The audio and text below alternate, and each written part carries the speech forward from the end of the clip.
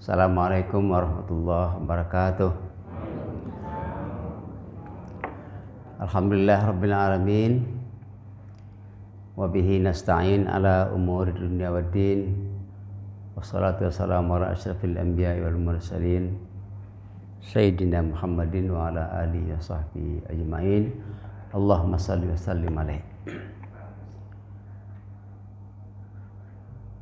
Senantiasa kita bersyukur kepada Allah Subhanahu wa taala. Pagi ini kita masuk hari yang ke-15 dan tidak henti-hentinya kita tentu berharap hari-hari yang sudah lewat amalan-amalan kita diterima oleh Allah Subhanahu wa taala. Kekurangan-kekurangan dalam ibadah kita hari yang sudah lewat mudah-mudahan bisa kita tambah di hari-hari yang masih tersisa. Tetapi di samping itu ada juga perasaan yang disebut dengan beribadah ini antara bainal khauf, bainar raja wal khauf. Beribadah ini antara harap dan takut, khawatir. Apa harap? Harap ibadah kita diterima oleh Allah Subhanahu wa taala.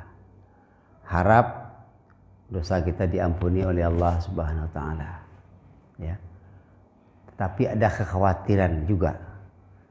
Kalau belum diampuni Allah.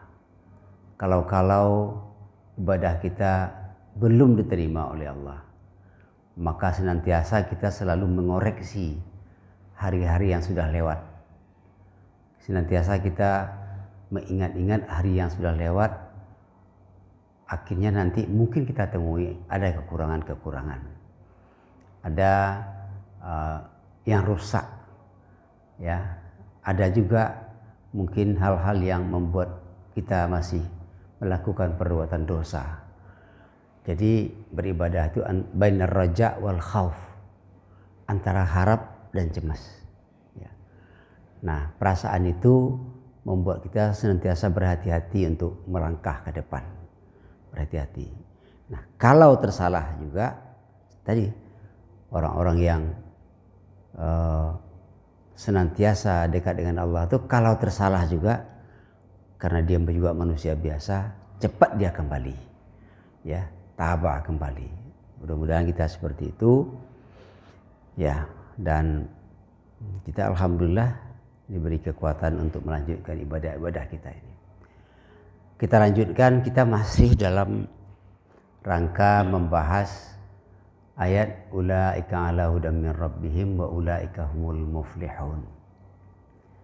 Menafsirkan ayat dengan ayat itu adalah tafsir yang paling baik. Ya, tafsir yang paling baik.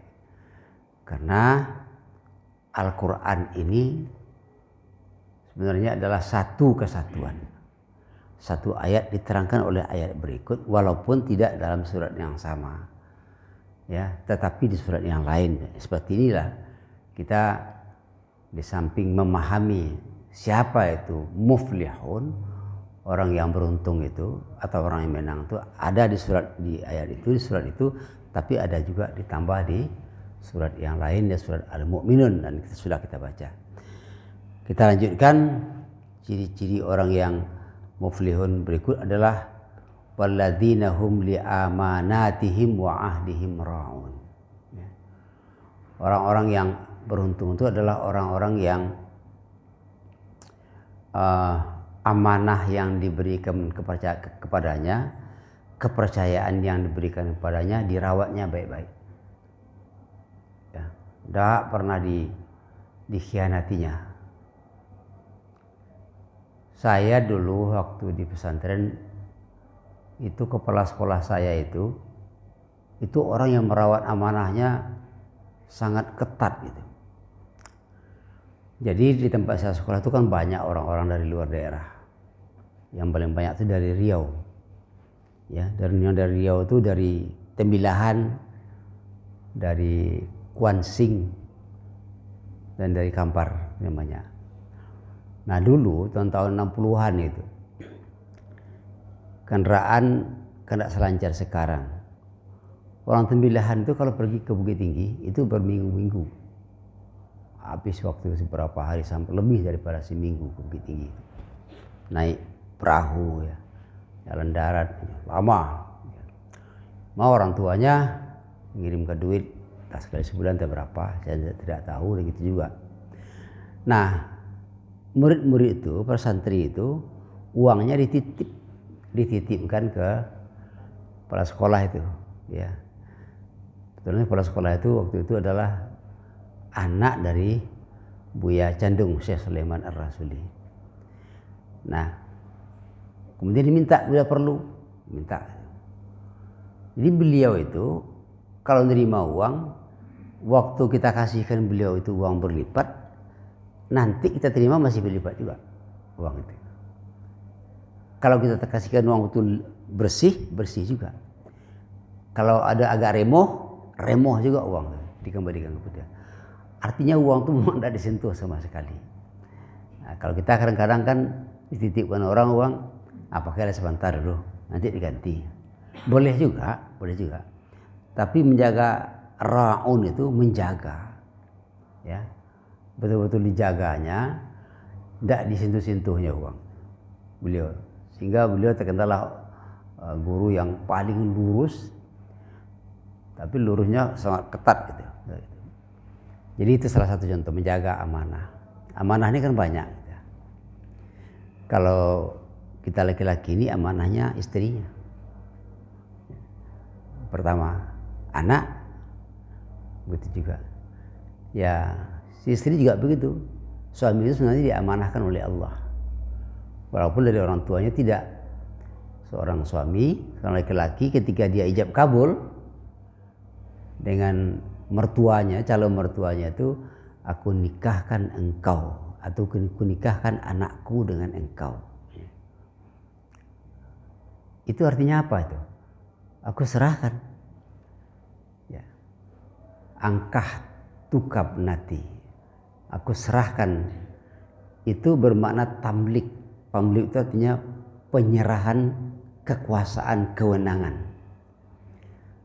Seorang laki-laki yang menerima mengijab, aku terima nikah anak bapak dengan mahar sekian-sekian, itu artinya apa? Menerima amanah. Anak yang dibesarkan oleh ayahnya sejak dari kecil sampai saat itu, membesarkannya, menjaganya, menyekolahkannya, membiayainya, segala macam menjaganya. Saat ijab itu diserahkan sepenuhnya kepada kita laki-laki, para suami. Makanya ketaatan seorang istri itu tidak lagi kepada ayahnya. Tidak berarti ayahnya didurhakai, bukan begitu. Ketaatan pertamanya adalah berubah kepada suaminya. Nah, suaminya itulah yang sepenuhnya bertanggung jawab terhadap dia, menjaga dia, ya. Berbuat salah dia karena kelengahan suaminya atau dibiarkan oleh suaminya, suaminya berdosa, bukan hanya sia, sama dengan bapaknya dulu. Nah, orang yang menjaga amanah, istrinya memang dijaga betul-betul dijaganya, sehingga tidak boleh dia bergaul dengan orang yang bukan mahram. Itu ketat seperti itu.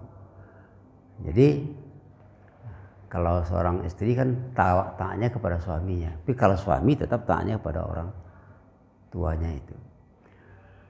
Itu salah satu contoh. Kemudian anak itu amanah dari Allah Subhanahu Wa Taala. Kenapa katakan amanah? Anak itu bukan milik kita sebenarnya. Itu milik Allah, cuma prosesnya lalunya melalui kita. Makanya orang yang merawat, menjaga amanah terhadap anaknya betul-betul dia rasakan membesarkan anak itu merawat amanah yang diberikan oleh Allah Subhanahu Wa Taala. Jadi apalagi punya anak perempuan banyak, itu memang berat menjawab itu, tapi itu adalah pintu surga bagi orang yang merawatnya dengan baik-baik. Jadi li amanatihim, orang-orang yang terhadap amanah yang diberikannya, apalagi kepercayaan macam-macam di masyarakat, ya, menjadi ketua RT, ketua RW dan lain sebagainya, itu amanah. Makanya dirawatnya. Wa ahdihim ra'un. Begitu juga dengan janji-janji yang pernah dibuat. Janjinya dirawat baik-baik, tidak pernah berniat untuk mengingkari janji. Makanya hati-hati, sebab janji itu nanti akan dituntut di akhirat, akan dipertanggungjawabkan di akhirat. Nah, maka kaji kita kemarin dalam doa kita, Allahumma hasibni hisaban yasira itu. Nah, beruntunglah orang yang hisabnya mudah nanti akhirat. Siapa itu? Antara lain ini orang yang menjaga janjinya, menjaga amanahnya. Kalau janjinya diingkari, nanti dipertanggungjawabkan di akhirat. Amanahnya dikhianati, pertanggungjawabnya banyak di akhirat. Semakin banyak amanah yang dipikul, semakin banyak tanggung jawab. Semakin banyak janji yang disebar, semakin banyak tanggung jawab. Jadi itu termasuk. Jadi orang-orang yang mudah hisabnya, orang yang janjinya tidak pernah dia mungkiri. Orang yang amanahnya tidak pernah dia khianati. Begitu ditengok oleh Allah, catatannya bersih sekali. Jadi dipelihara baik-baik, dirawatnya baik-baik amanahnya itu. Ini orang yang beruntung, ya, muflihun. Kemudian diulang lagi, walladzina hum an salatihim yuhafizun. Ingat, alladzina hum, orang-orang yang an salatihim. Kalau di atas fi salatihim. Apa itu? Alladzina hum fi salatihim khashi'un. Di atas pertama orang yang beruntung itu orang yang dalam salatnya khusyuk.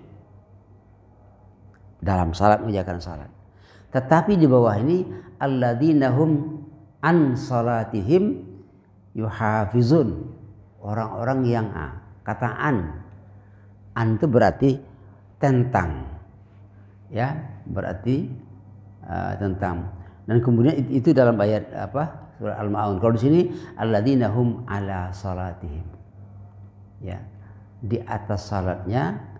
Kalau dalam surah Al-Ma'un tentang salat, kalau ini ala salatihim itu apa bedanya dengan fi? Ala itu berdirikan salat, kemudian dia senantiasa memelihara, menjaga salatnya, bagian juga daripada hakikat salat. Hafizun itu memeliharanya, selalu dipelihara terus. Kemana pergi hampir sama dengan tadi. Tapi kalau ra'in itu menjaga, dirawat baik-baik. Jadi kalau begitu, orang yang beruntung itu orang yang selalu dalam keadaan sadar, ya, sadar sedang dalam keadaan apa dia. Pernah ada saya diwawancarai oleh sebuah radio podcast itu.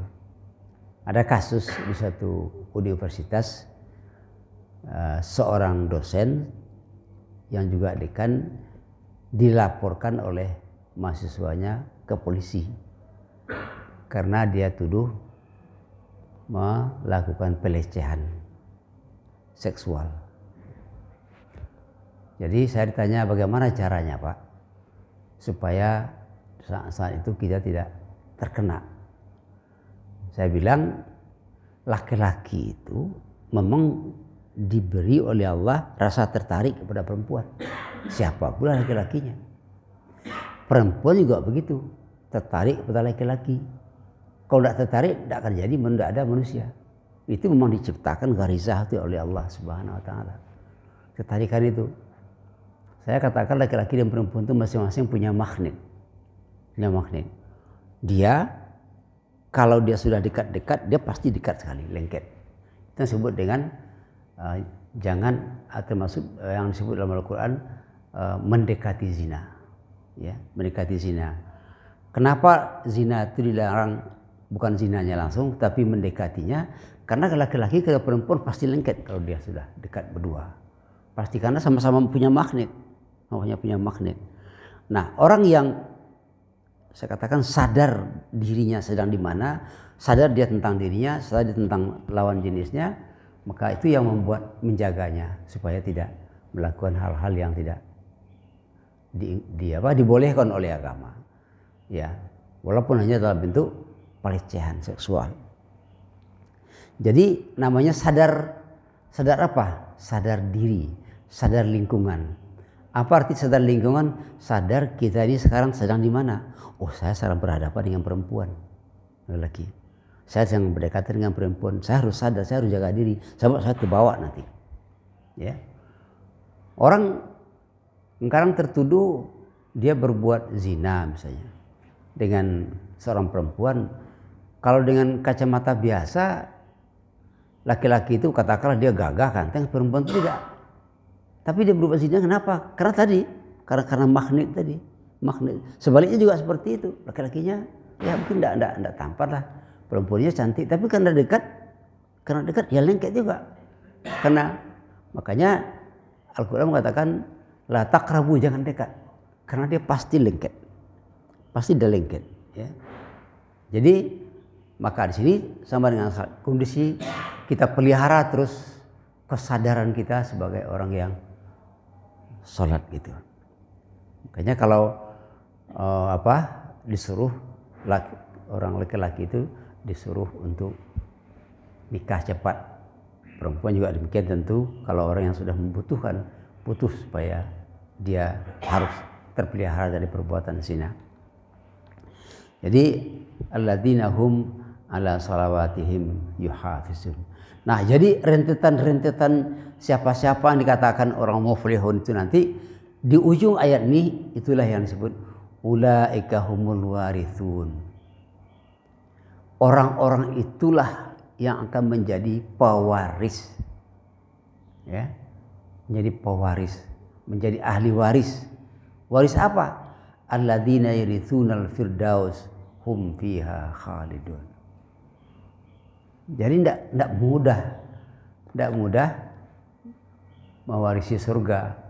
Orang-orang seperti itulah salawat terpelihara, amanahnya terjaga, ya, kehormatannya dijaganya, kemudian salatnya khusyuk misalnya. Dia tidak mau melakukan hal-hal yang tidak perlu, sampai keimanannya kepada yang gaib yang dalam ayat surah Al-Baqarah sudah kita baca. Orang inilah yang nanti akan menjadi ahli waris surga Firdaus, yang akan mendapatkan surga Firdaus. Jadi surga itu tidak gratis. Ada orang sekarang begitu masuk dalam sebuah kelompok pengajian, ya, kalau sudah ikut kepada seorang imam itu masuk surga langsung. Pengajian tuh, antum kalau mau masuk surga ikut saya. Jadi itu kalau tadi kita kan mengatakan ibadah itu adalah benar raja wal khauf, antara harap dan cemas-cemas, dia keterima, dia pede betul. Saya akan masuk surga. Nah, siapa yang akan masuk surga? Ikut saya. Padahal itu hanya ada dalam Al-Quran kepada Nabi yang seperti itu. Yang kan seperti itu. Nah, sekarang ada orang kalau sudah masuk pada satu kelompok pengajian, itu dia sudah pasti masuk surga. Yang kelompok pengajian yang lain itu pengajian yang sesat semuanya. Nah, jadi ada orang tidak sadar, orang yang baru masuk, selama ini kerjanya maksiat, begitu masuk dia sudah mencap dirinya masuk surga, sehingga orang-orang lain itu tidak, itu orang-orang kafir semua, sinis menengok orang, sinis sekali menengok orang, padahal selama ini dia yang memancing orang untuk berbuat dosa, sinis sekali. Dia lupa bahwa itu kan sombong namanya, dia sombong dengan amalnya, dia lupa. Kata Nabi, tidak akan masuk surga orang yang di hatinya ada sebiji darah kesombongan. Tidak akan masuk surga. Ini selama ini kerja berbuat maksiat, begitu masuk kepada pengajian itu langsung sombong pula lagi, bertambah. Jadi maksiat yang dulu belum tentu diampuni oleh Allah, tambah lagi dengan kesombongan sekarang, tambah jadi. Inilah orang yang dikatakan seorang yang tidak berilmu tapi menganggap diri sudah berilmu, itulah orang yang dhalin. Yang kita baca, kita pahami dalam ghairil maghdubi alaihim waladhdallin. Ya. Jadi belum berapa lagi ilmu, atau malah ilmunya sangat baru pendengar pengajian dia sudah sah masuk surga. Kayak ada kartu aja, kartu KIS. Kartu, kalau kita sekarang kan KIS itu kartu Indonesia Sehat, ya. Kalau ini kartu dijamin masuk surga. KJS, kartu jaminan masuk surga. Asiana masuk, kalau Lombok lagi kartu. Di kalangan umat Katolik dulu, sebelum lahirnya agama Protestan itu adalah agama yang protes kepada agama Katolik. Sekarang itu apa? Paus mengeluarkan suatu keputusan menjual surat Aflat namanya. Surat Aflat itu surat pengampunan dosa. Jadi dijual surat pakai sertifikat. Nah, siapa yang beli surat itu dia direstui oleh Paus, maka dosanya hapus. Ya. Jadi enak betul membeli surat, dosa langsung hapus. Enak betul ikut pengajian, langsung masuk surga. Kalau pergi haji tidak apa-apa lah, haji kan ada juga sertifikatnya itu. Dibuat oleh penitia atau biro perjalanan, ini sertifikat haji. Padahal sertifikat haji itu tidak ada. Ya, cuma awak kan pajang dulu masih sertifikat haji itu. Ya. Haji itu bukan suatu prestasi, haji itu kan rukun Islam yang harus kita laksanakan. Jadi kembali kepada tadi, inilah yang kita rindukan. Dan masuk surga itu tidak mudah. Makanya tidak mudah dalam artian kalau kita enggan, kalau kita tidak mau melaksanakan. Makanya kalau dalam ayat yang dibacakan oleh imam tadi, oleh siapa, berapa kali ayat itu dibaca, wailun lil mukadzibin. Apa arti wailul mukadzibin? Celakalah orang, atau neraka wel lah bagi orang yang mana? Mukadzibin. Orang yang mendustai atau mendustakan, ya, mendustakan. Mendustakan apa? Alladzina yukadzibuna biddin. Yang mendustakan hari pembalasan nanti. Ya, hari akhirat nanti. Kenapa celaka orang seperti itu? Dia tidak percaya bahwa akan ada hari pembalasan, lalu dia sesuka-suka di dunia ini. Semena-mena di dunia ini.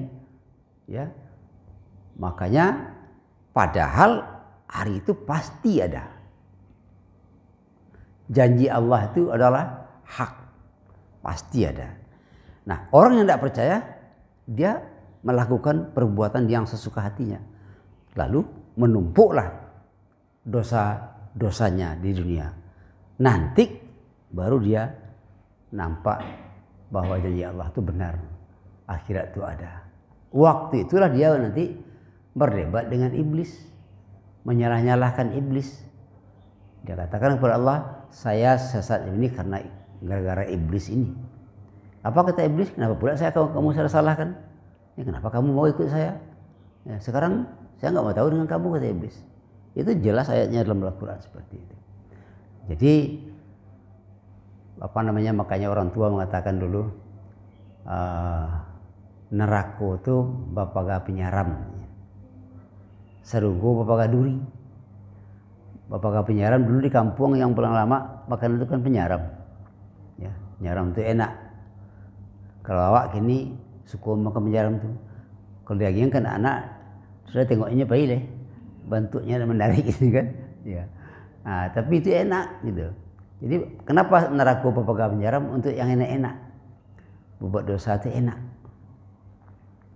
Nah, kalau seru neraka bapaga duri dianggap ada lawak, tantangan-tantangan berat, ya. Tetapi ketika sudah dilalui, dia terasa enak. Dan orang yang kebanyakan makan penyaram, kolesterol, iya kan? Nanya kolesterol, sakit kepala, barai eko segala macam, penyempitan, akibatnya itu tadi Karena banyak makan berjalan masuk neraka menderita. Tapi kalau duri hati-hati mana berjalan, karena hati-hati selamat sampai tujuan. Itu orang tua membuat perumpamaan. Bapak Ibu sekalian, inilah pemahaman yang sebenarnya masih banyak lagi, tapi paling tidak siapa yang dimaksud dengan ulaika ala hudan min rabbin wa ulaika humul muflihun, itulah. Ini namanya kita menerjemahkan ayat dengan ayat. Ayat Al-Quran itu bukan diterjemahkan dengan pikiran, dengan ra'yu, tapi bukan juga dengan yang lain, tetapi dengan ayat bil ayat, memahami. Jadi kita kembali kepada surat Al-Baqarah tadi, bahwa mudah-mudahan semakin kita memahami kandungan ayat-ayat Al-Quran itu, semakin yakin kita bahwa yang kita sekarang sudah berada di jalan yang lurus, jalan siratal mustaqim. Kita sudah berada di situ, sudah tahu kita jalan mustaqim seperti ini, cara untuk selalu berada di jalan siratal mustaqim seperti ini. Nah, supaya kita jangan menyerempet keluar dari siratal mustaqim menjadi jalan orang yang sesat. Orang sesat itu al-maghdubi. Kalau al-maghdubi sudah kita katakan bahwa orang yang dimarahi Allah itu adalah orang yang tahu dia mana yang benar tapi enggak lakukannya, yang tahu dia mana yang salah tapi dilakukannya. Itu orang-orang al-maghdub namanya, orang-orang yang dimarahi oleh Allah Subhanahu wa taala. Bapak Ibu sekalian, nah kita lanjutkan pada ayat ke-6. Ya. Kita sudah 3 hari membahas ayat yang kelima itu. Ayat yang ke-6, innal ladzina kafaru sawa'un 'alaihim a andartahum am lam tundirhum la yu'minun. Ini kebalikan daripada orang yang beriman, kebalikannya. Orang-orang kafir siapa? Ya. Innal ladzina kafaru sawa'un 'alaihim. Orang-orang kafir itu orang yang sama saja, diberi peringatan, hendak diberi peringatan, hendak ada terima. Ya. Anzartum am lam kita ulangi. Innal ladzina kafaru sawa'un 'alaihim a anzartahum am lam tunzirhum la yu'minun. Tidak akan pernah mau diingatkan. Kenapa? Sambungnya khatamallahu ala qulubihim. Hatinya sudah dicap. Hatinya sudah maghlulah. Sudah dibelenggu, sudah dikunci.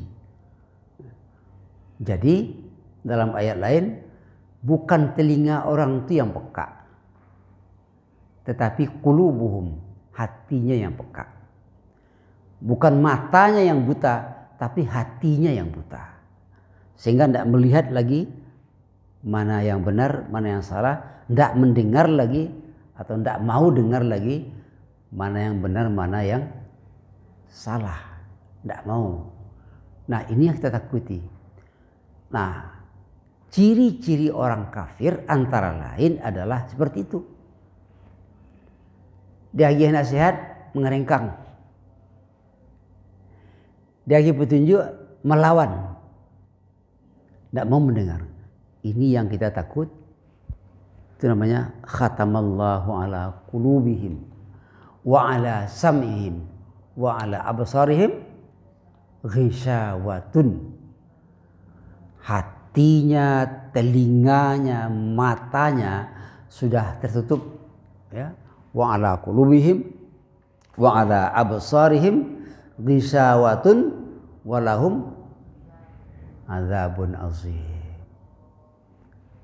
Walaupun awak orang Islam mana beriman, tapi kalau tidak mau menerima teguran nasihat orang, kita sudah punya sifat orang kafir. Kalau gitu ada orang beriman yang kafir, ada. Mada gitu. Tidak mau mendengar. Orang yang tidak mau mendengar nasihat itu orang sombong. Ya. Oh agak lebih cepat sekarang waktu masuk ya. Cepat. Ya. Jadi gitu. Jadi kita tunjukkan, nah jangan sampai hati ini tertutup oleh kebenaran. Jangan sampai mata ini tidak bisa melihat yang benar. Telinga tidak mau mendengar yang benar. Makanya kalau kita pahamkan kepada ayat ini, muara dari semua itu hati. Muara semuanya, ya. Khatamallahu ala qulubihim wa ala sam'ihim wa ala absarihim, ya, ghisyawatun walahum adzabun azim. Ini yang kita takutkan, Bapak Ibu sekalian. Baik, sekira gitu dulu, karena waktu sudah masuk syuruk. Nah, biasa kalau ada pertanyaan kita silahkan, kalau ada yang bertanya silakan Samsul. Waalaikumsalam warahmatullahi wabarakatuh. Sesuai dengan yang tadi disampaikan bahwa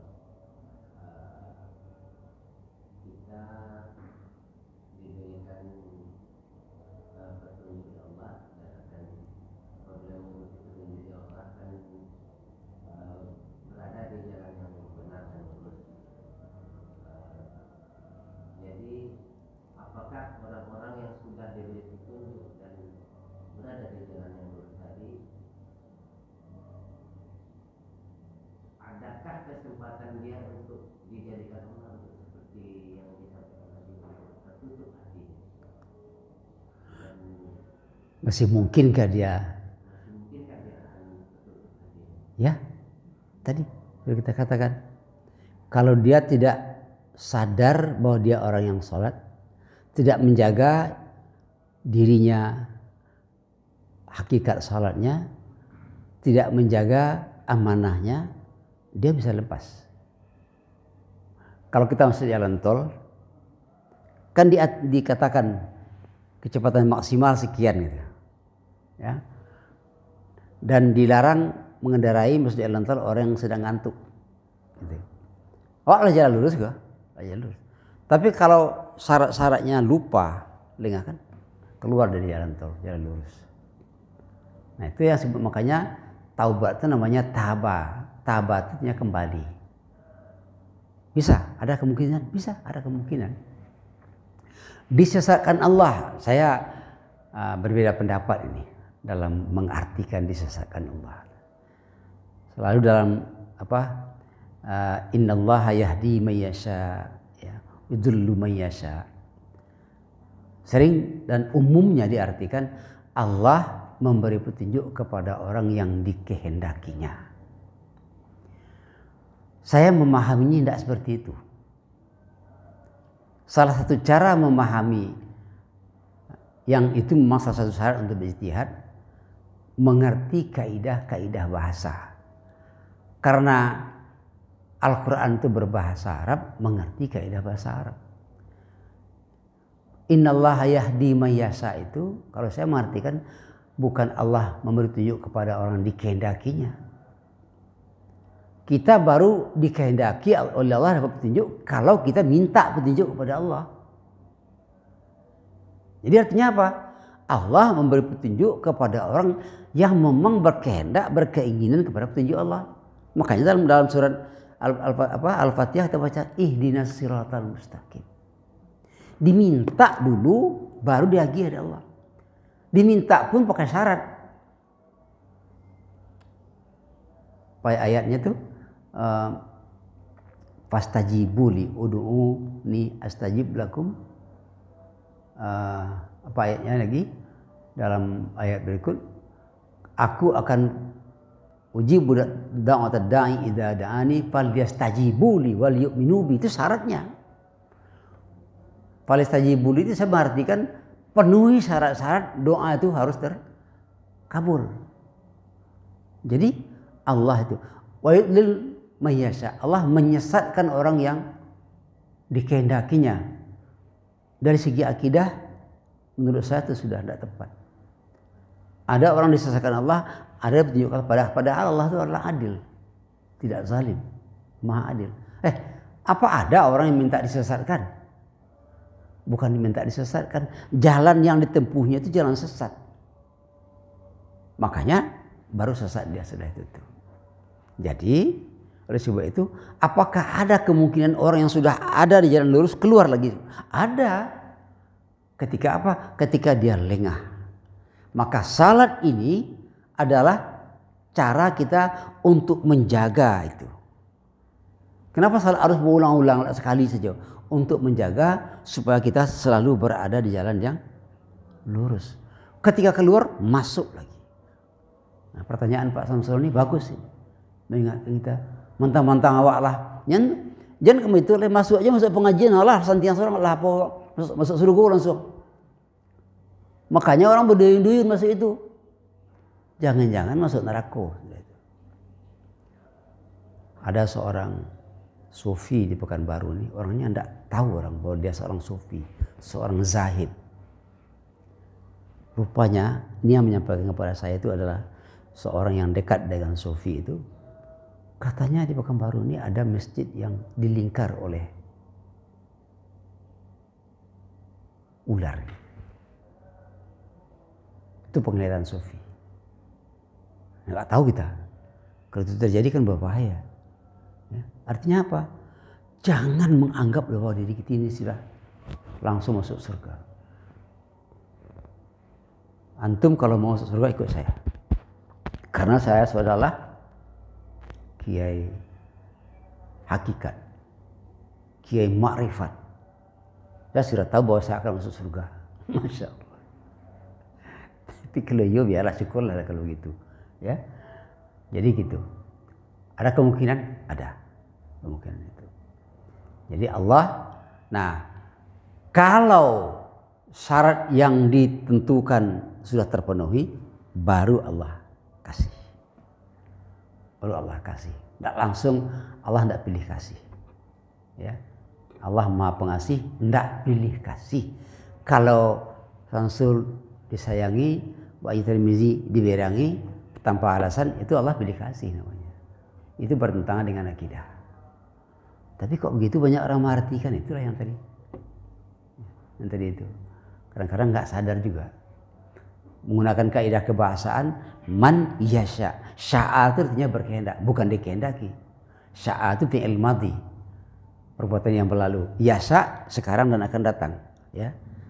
Jadi kalau fi'il madhinya berkehendak, fi'il mudhari'nya juga harus berkehendak. Orang yang berkehendak, bukan orang yang dikehendaki. Nah, setelah dia berkehendak baru Allah menghendaki. Gitu. Itu sama mamanya seperti itu. Jadi harus istilahnya awak menjuluk dulu. Menjuluk itu doa, ihdinas siratal mustaqim. Gitu ya, Mas. Baik, waktu sudah masuk. Kita sudahi dulu dengan alhamdulillahirabbil alamin. Assalamualaikum warahmatullahi wabarakatuh.